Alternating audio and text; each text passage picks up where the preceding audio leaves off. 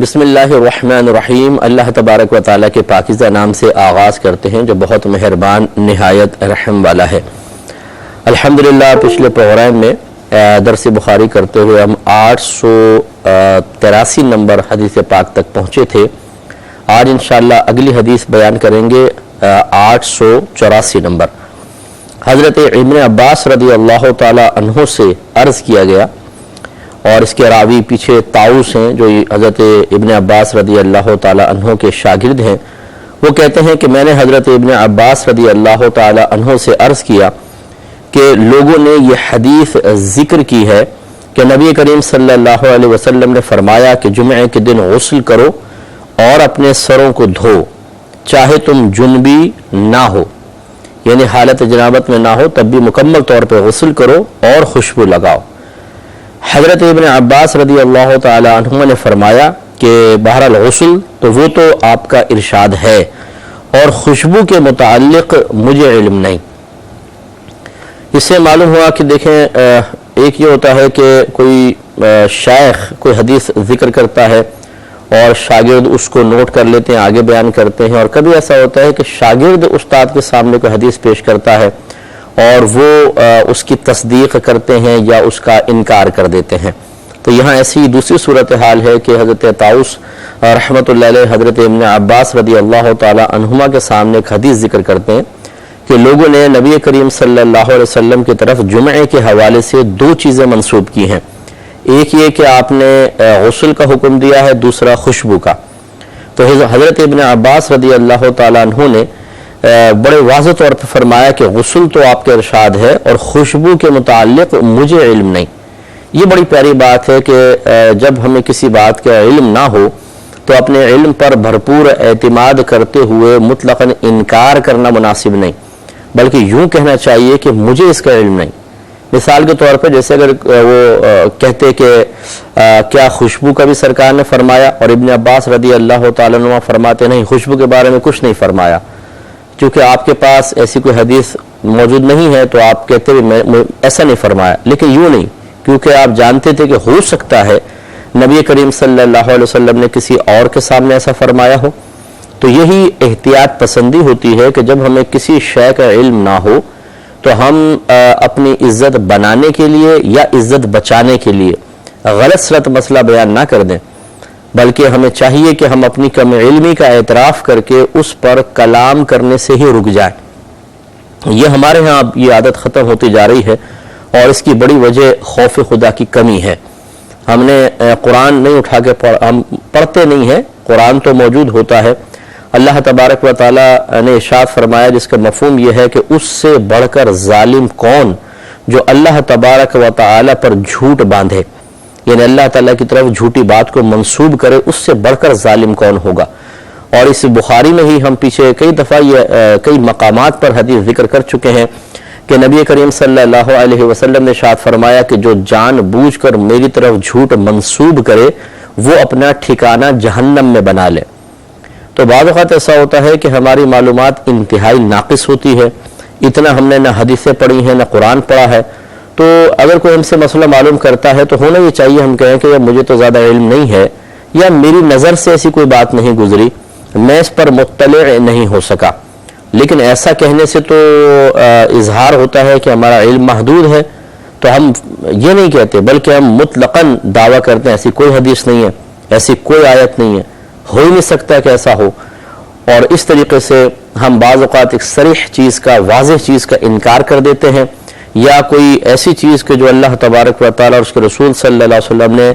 بیان نہیں فرمائی اسے ان کی طرف منسوب کر کے گناہ کبیرہ کا وبال اپنے سر پر لیتے ہیں۔ اس لیے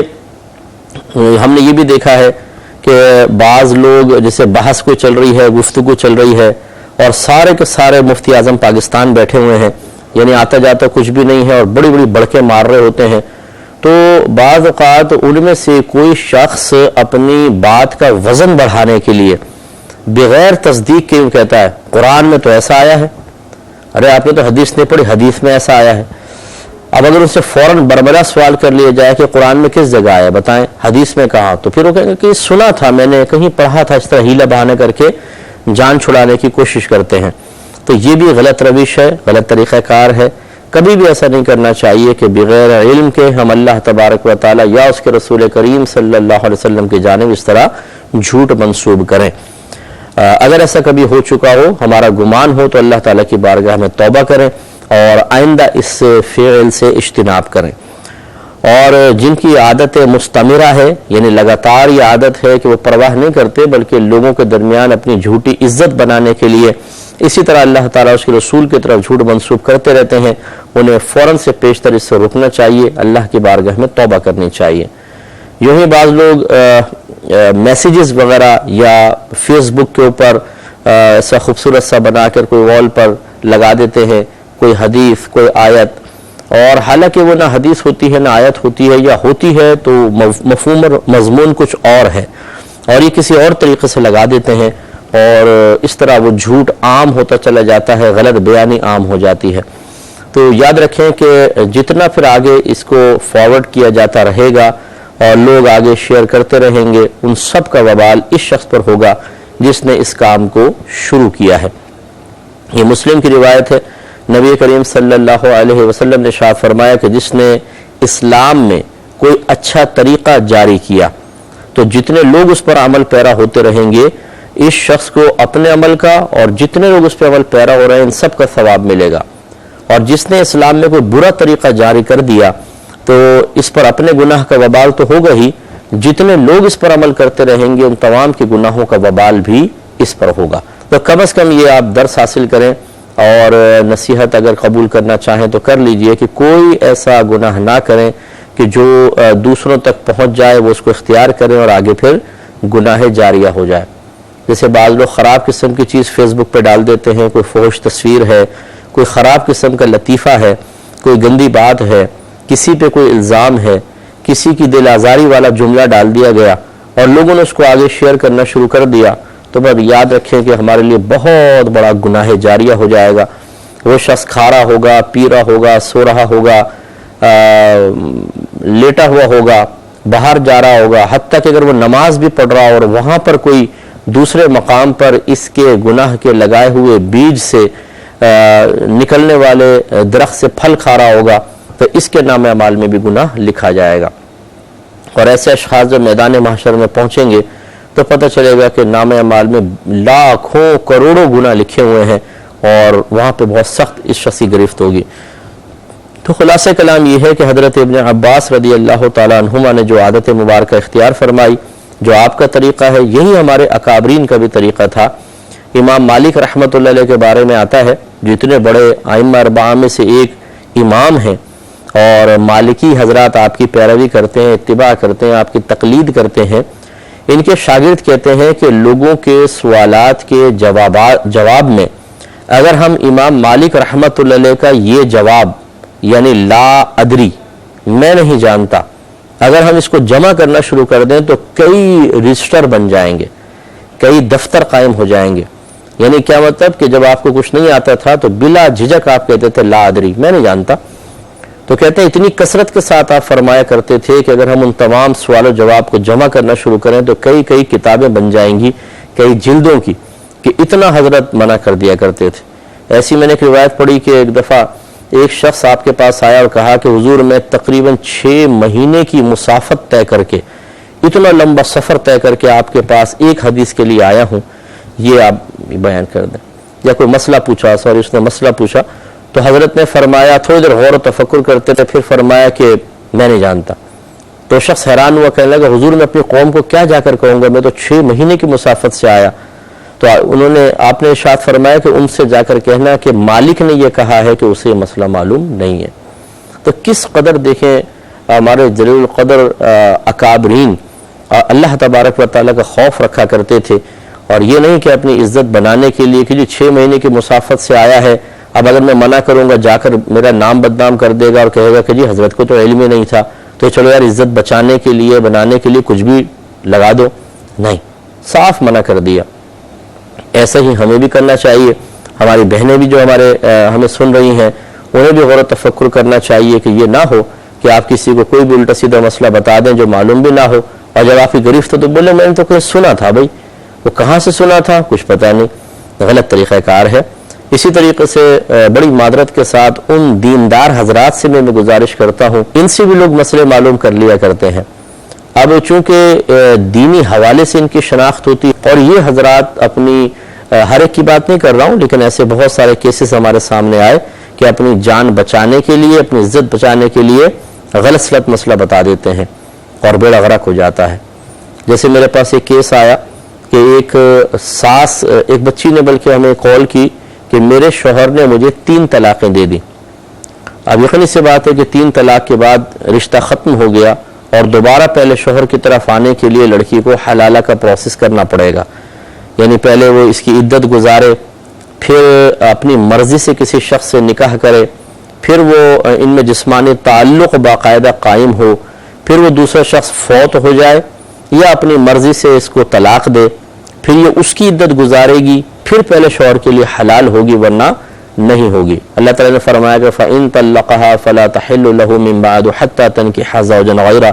کہ یہ عورت جس کو اس کے شوہر نے تیسری طلاق دے دی ہو، اپنے پہلے شوہر کے لیے اس وقت تک حلال نہ ہوگی جب تک کہ اس کے علاوہ کسی اور شخص سے نکاح نہ کر لے۔ تو قرآن میں نکاح کا ذکر ہے، اور بخاری کی روایت ہے جو انشاءاللہ آگے کتاب النکاح میں آئے گی، میں آپ کو تفصیل سے عرض کروں گا کہ رفاع قرظی رضی اللہ تعالیٰ عنہ کی زوجہ، جن کو انہوں نے 3 طلاقیں دے دی تھیں، انہوں نے عبد الرحمن بن زبیر سے نکاح کیا، اور پھر وہ سرکار کی خدمت میں حاضر ہو کر کہتی ہیں کہ یا رسول اللہ صلی اللہ علیہ وسلم، ابھی ہم دونوں کا فزیکلی ریلیشن نہیں ہوا ہے، ہمارا جسمانی تعلق قائم نہیں ہوا ہے، لیکن میں چاہتی ہوں کہ اپنے پہلے شوہر کے پاس چلی جاؤں۔ تو رحمت کونین صلی اللہ علیہ وسلم نے ارشاد فرمایا کہ ایسا نہیں ہو سکتا، تو اس وقت تک پہلے شوہر کے لیے حلال نہ ہوگی جب تک تم اپنے اس شوہر کا اور تمہارا یہ دوسرا شوہر تمہارا کچھ شہد نہ چکھ لے۔ تو ہمارے نبی کریم صلی اللہ علیہ وسلم چونکہ شرم و حیا والے تھے، تو جسمانی تعلق کو شہد سے آپ نے تعبیر فرمایا، تو اس سے نتیجہ نکلا کہ قرآن میں ثابت ہے کہ دوسرے شخص سے نکاح کرنا پڑے گا، اور حدیث کہتی ہے کہ جسمانی تعلق ضرور ہونا چاہیے، تب پہلے کے لیے حلال ہوگا۔ اس مسئلے کو آپ نے سمجھا۔ اب دیکھیں، وہ بچی کہتی ہے کہ مجھے 3 طلاقیں دیں، تو میری ساس، میں اپنے میکے آ گئی، تو میری ساس صاحبہ کچھ عرصے بعد آئیں، اور انہوں نے آ کر ہمارے گھر والوں سے کہا کہ میں نے ایک مولوی صاحب سے مسئلہ معلوم کر لیا ہے، اور انہوں نے کہا ہے کہ اگر آپ 60 مسکینوں کو کھانا کھلا دیں گے تو وہ طلاقیں ختم ہو جائیں گی اور لڑکی اپنے شوہر کے لیے حلال ہو جائے گی۔ تو میں نے 60 مسکینوں کو کھانا کھلا دیا ہے، اب آپ بچی کو میرے ساتھ کر دیں۔ تو بچی کہتی ہے کہ ہمارا خاندان بھی جاہل، اور وہاں پہ بھی جہالت تھی، تو میرے گھر والوں نے ان کے ساتھ بھیج دیا، اور بہت عرصے بعد پھر وہ پروگرام، ہمارا احکام شریعت جو پروگرام آتا ہے، وہ بچی نے دیکھا، اور تب اسے پتہ چلا کہ یہ تو گناہوں بھری زندگی چل رہی تھی، اس طرح جیسے 2 اجنبی مرد و عورت ایک ساتھ رہنے لگ جائیں اور جسمانی تعلق قائم اور بچے پیدا ہو جائیں، کیونکہ وہ بچے تو جائز نہیں رہے اور ان کا نسب اس باپ سے یقیناً ثابت نہیں ہوگا۔ تو آپ نے دیکھا کہ ذرا سی کم علمی کی وجہ سے کتنا بڑا وبال ہوا کہ یہ گناہ کبیرہ کرتے رہے اور ان کی آنے والی نسلیں خراب ہوئی ہیں۔ اب اس حافظ صاحب کو یا اس مولوی صاحب کو جا کے اسے گردن ناپنی چاہیے کہ تمہیں جرت کیسے ہوئی کہ یہ غلط مسئلہ بتانے کی، کہیں قرآن و حدیث میں نہیں موجود کہ 60 مسکینوں کو کھانا کھلانے سے طلاق ختم ہوتی ہے، کہاں سے تم نے یہ نکالا مسئلہ؟ اور وہ ساس بھی انتہائی قابل گرفت ہیں کہ جب انہیں دنیا کے اندر کسی چیز کی ضرورت ہوتی ہے تو سب سے بہترین اسکول، سب سے بہترین کالج، سب سے بہترین دکان، سب سے بہترین مارکیٹ، سب سے اچھا کپڑا، سب سے اچھا زیور، سب سے اچھا سنار، ہر چیز کے اندر سب سے اچھا چاہیے۔ لیکن جب دینی مسئلہ معلوم کرنا ہو تو پھر پپو پان والا بھی زندہ باد، کسی سے بھی معلوم کر لیں، تو وہ پھر پہنچ جائیں گے مسجد میں، جس کی داڑھی نظر آئی وہ سمجھا ہر بال کے بدلے میں اللہ تعالیٰ نے اس کو ایک وسیع علم عطا فرما دیا۔ داڑھی سے علم تو نہیں آتا۔ اسی طرح مسجد میں اگر کوئی 40 سال 50 سال سے نمازیں پڑھ رہا ہے تو یہ کوئی قاعدہ شرعیہ نہیں ہے کہ وہ بہت زیادہ صاحب علم ہو جائے گا، بلکہ علم تو سیکھنے سے آتا ہے۔ اس لیے خلاصہ کلام یہ ہوا کہ اس طرح جو بہت سے دیندار حضرات ہیں جو صاحب علم تو نہیں ہیں لیکن کسی حوالے سے دین کی علامت اور شناخت بنے ہوئے ہیں، انہیں بھی تھوڑی سی حیا شرم کرنی چاہیے کہ اس طرح غلط مسئلہ بتا کے لوگوں کو گمراہ کرنا اور اپنے آپ کو تباہ کرنا شرعاً جائز نہیں ہے۔ وآخر دعوانا ان الحمدللہ رب العالمین۔ اللہم صلی علی